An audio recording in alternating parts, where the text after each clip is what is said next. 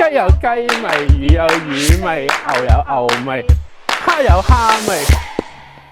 你今日食咗咩味？又嚟開餐啊！大家好，我係阿飛。我係愛。呢條片咧，我哋係同 KKday 合作，係啦，係一條特咗片。嘗試下跟一日團去呢個澳洲好出名，話嚟到悉尼必去嘅藍山公園，而且亦都會包埋動物園呢個行程嘅。係啊，我最期待嘅動物園。係啦，呢個行程嘅詳細資料，我會將條 link 咧放喺下面簡介欄嗰度。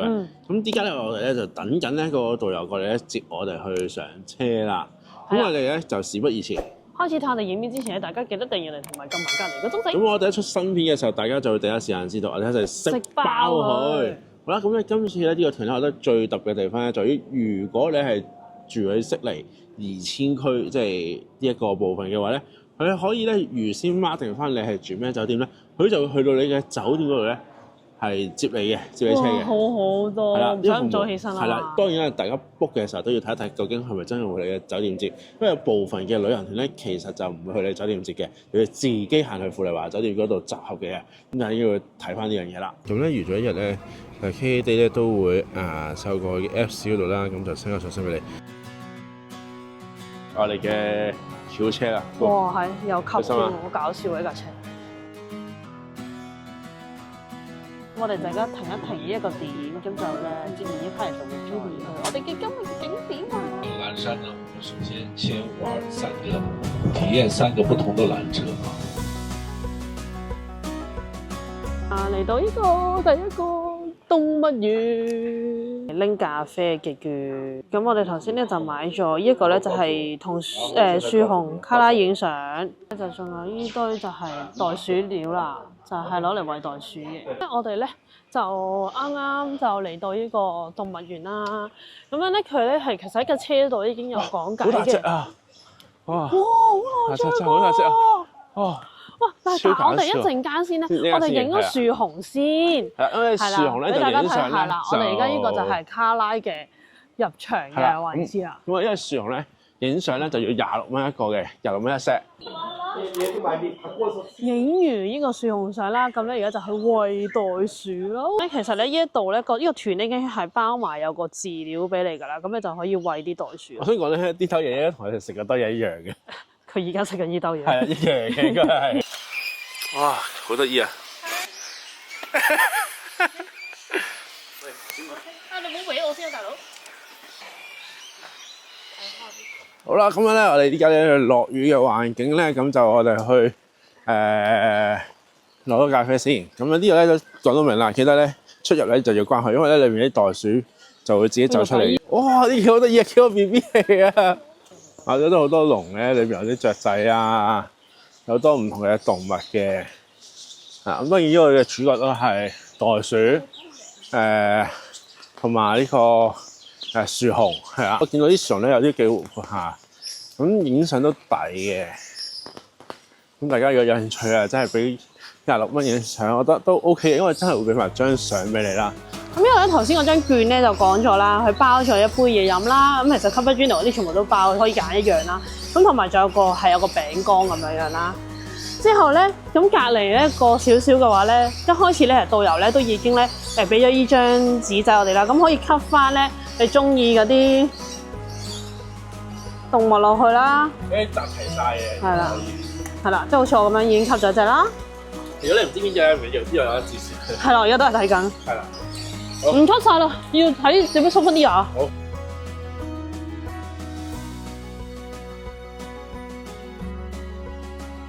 好得意，好舒服喎。36.99。35。我想買隻細袋鼠啊！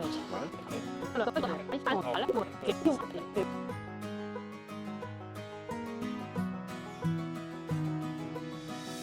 咁咧我哋咧就已經咧搭咗咧大概1個鐘頭嘅車程啦，咁就嚟到呢一度咧就係藍山嘅即係今日嘅主題啦。就嚟到呢個搭呢個纜車就要攬呢條手帶嘅。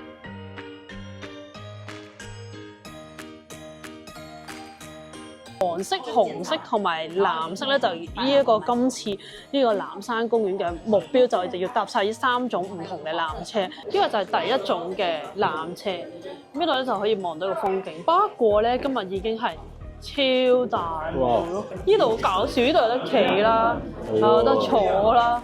嗰度好似起碼坐到20幾人，我相信。係啦，都仲未坐滿嘅而家。係啦，咁樣咁我而家喐緊㗎啦已經。唔係，有人好似講解下嘅。哦，係啊係啊，不過我哋已經冇嚟到啦，因為睇下風景啦。不過今日真係太大霧啦，其實都唔係好睇到啲咩景嘅。盡量唔緊要嘅，總之唔好落咗得㗎啦。係係係。哇！好靚啊！我睇下面。哇！好啊！點啊？你驚唔驚啊？唔驚喎。唔驚啊！係超靚咯！你睇下咧，佢個纜車係咁樣。哇！好冷哇！好靚啊！你睇下，佢就係咁樣咯。幾分鐘、5分鐘都冇，就已經到咗去另外一邊啦。咁我哋喺另外一邊咧就等導遊司機，而家就落纜車。好啦，咁其實咧好快咧，呢度咧就已經有間餐廳。先搭紅色纜車下去，310米深，2分鐘就到餐廳。咧而家咧，司機導遊頭先都解釋得好清楚嘅，咁教咗我哋點樣去搭呢3種嘅纜車，同埋喺邊度集合，喺幾點等啦，係啦。咁佢而家咧就先帶咗我哋去紅色點嘅入口處。咁我哋咧頭先就係餐廳啦，跟住而家就落幾層。呢度都有啲蘇芬啲人啊，喺呢度。係啦。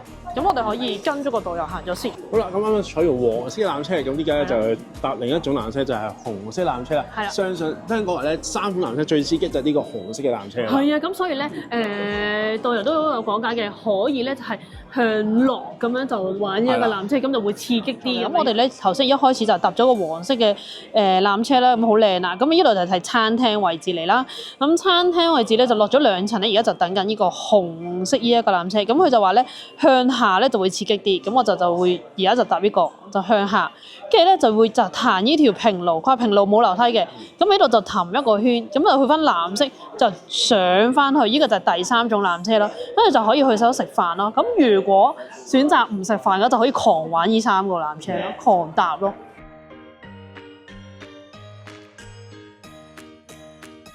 我哋落去咯，好斜咧，都有料。係啦。哇！有趣喎。係咁樣斜咯。係好斜咯，我想講。有啲耳鳴㗎。冇耳鳴。有少少耳鳴喎。完全好耳鳴。哇！好靚啊！係啊，幾靚嘅，個景睇嘅。呢個有個景，超靚。我哋已經完咗啦，咁快。你玩完啦喎，已經。哇！你睇下幾辛苦。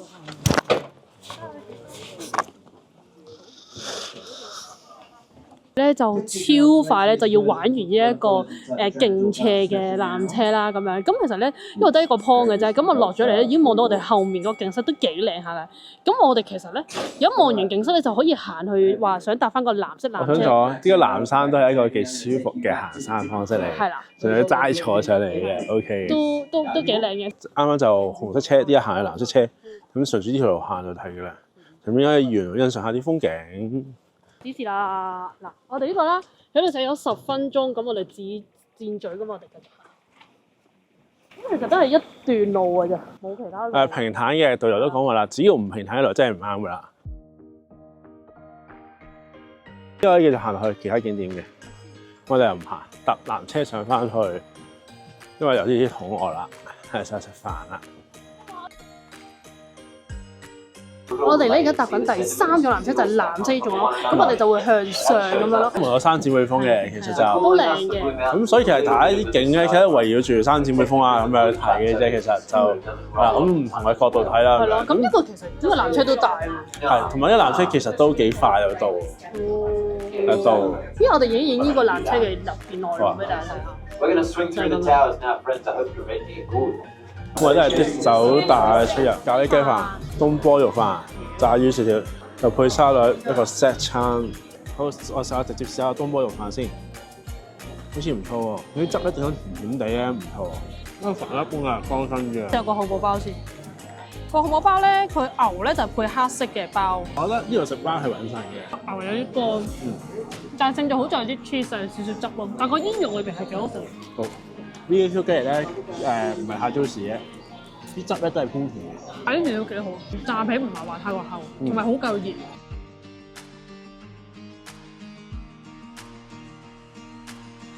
而家搭翻黃色呢一架纜車咧，就揾翻個導遊司機啦。咁我哋其實都係 Souvenir 嗰層嚟嘅。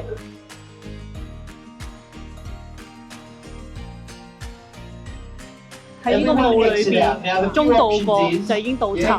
村後無塵就到啦。咁我哋咧嚟到呢一個景點，其實景點係咩咧？其實只不過係一個觀景台嚟嘅，因為而家都好大霧，不過都行去觀景台俾大家睇一睇而家係點樣樣。因為咧，其實佢度咧嗰啲天氣都唔係太穩定。啱啱講話我嗰個商場咧，唯一唔好買嘅嘢就係雪糕，因為咧一陣間下一個景點咧有更好嘅選擇。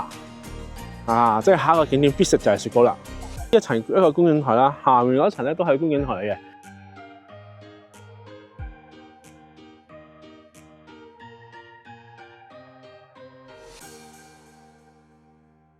因為突然之間咧見到咧啲霧咧就散咗，咁我會見到啲景，大家睇下超靚。好啦，咁我哋嚟到咧今個旅程嘅最後一站羅拉小鎮。咁樣咧，我哋咧就呢一個咧就咁行咧下一個鐘頭啦，就會出名食朱古力啦、雪糕啦。咁樣咧就亦都話有個大型超市嘅，咁我哋睇下有冇時間行啦。呢度咧出名食雪糕嘅就係呢個 Joseph Fine Chocolate。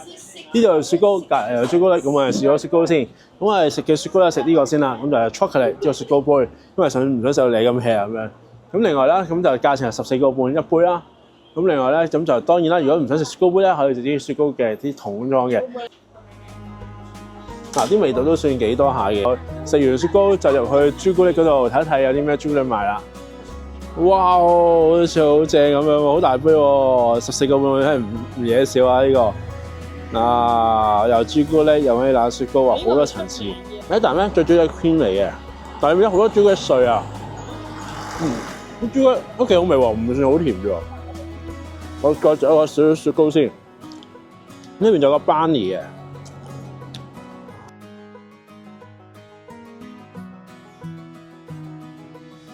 好啦，咁我已經落咗車，咁搖身一轉已經翻返落酒店啦，係時候做一種呢個行程啦。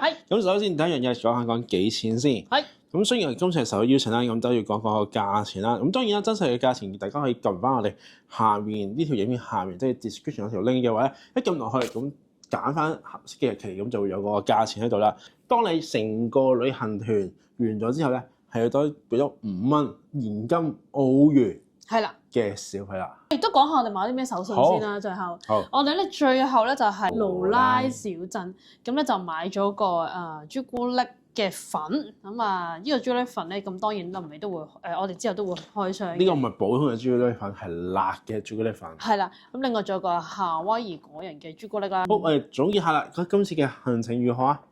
我覺得唔錯喎。尤其是係導遊都幾好喎。因為咧，由一上車開始啊，雖然我絕大部分就戒老實實，咁但係咧我都略略都一擘大眼都聽到佢講個歷史啊，周圍環境。係啦，咁同埋因為咧，其實佢都寫明咗係中文導覽啊嘛，咁所以咧其實咧佢都會用普通話啦。咁當然咁啱得我哋咧呢一個導遊兼司機咧就都識講廣東話。就係個行程我都覺得滿意啊，又可以同樹熊影到相啦，跟住又可以餵到呢個袋鼠啦。咁我哋今期影片差唔多啦。係啊。好，最重要一定有乜嘢咧？正所謂咧，食物質素咧就可生可跌，甚至可以突然毫無質素可言。所以大家記得應驗翻自己承受風險嘅力量，令美食。今期影片就到此為止。如果大家仲想睇多啲關於喺澳洲食美食嘅片，記得讚好分享。最重要係訂我哋 channel 同埋撳埋隔籬嘅鐘仔。如果大家仲想知道我哋嘅最新動態，記得留意我哋嘅 IG、Facebook 同埋 WhatsApp channel。另外，我哋頭先2點晚上10點準時開餐。另外，我哋每個月嘅頭一個禮拜五嘅夜晚10點40分都會做直播嘅，大家記得留意咯。好啦，咁我哋聽日再見啦。咁我哋今晚咧轉頭就去食晚餐，都會簡單拍啦。咁食啲咩嘢？咁但係咧，聽日咧係咁咧，亦都係今個旅程嘅重頭戲。又係重頭戲？係啊！喂，你澳洲仲要食咩啊？食咩啊？牛。係啦，但係咧，原來發現咧，呢個澳洲裏邊咧有個叫做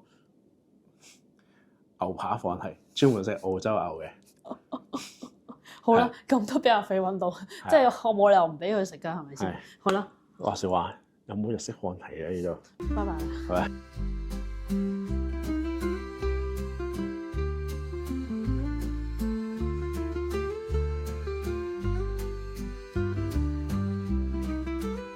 226蚊啦。係啦，咁呢間我覺得都幾好食嘅，尤其是嗰個意大利雲吞卡係幾好食嘅。今集我哋完全冇推介資料喎，俾唔俾個推介資料俾呢間嘅？好啊，講出嚟啦，不如一齊講係嘛？好，1、2、3、4分。哇！因為價錢咧，因為剩翻開咧都係52、15、10，加埋啲稅，當1200、1300咁，我哋4個人食都係為個300零蚊咁。咁正宗嘅味道，即係以悉尼呢個物價，我覺得係 OK 接受得到。不過咧，當然咧，即係你個飽肚程度我就其實可以嗌多1至2個就會再飽肚啲咯。係，拜拜，聽日再見。